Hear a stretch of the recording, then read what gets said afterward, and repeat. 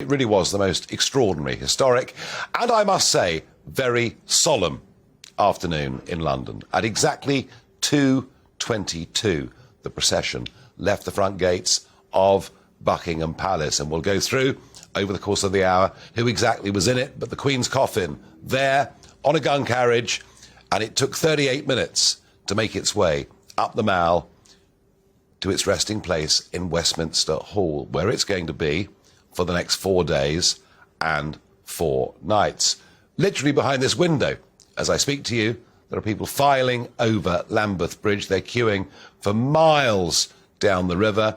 It's all very orderly. We'll talk about that as this next hour goes on. But to see the royal family in full public view of the world, still I'm sure in grief, but walking slowly, steadily behind that coffin, it was a very, very solemn, very, very sombre moment.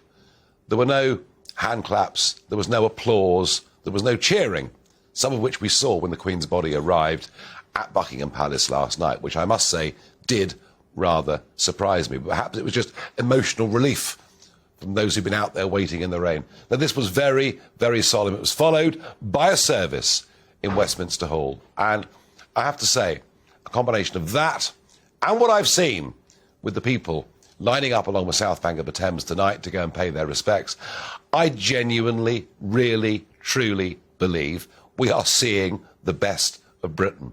It's all being done in our own rather gentle, understated way, but it's being done brilliantly, and people are responding to it enormously. And all over the world, rolling TV channels all over the world are covering these events, not just us at GB News and other British broadcasters.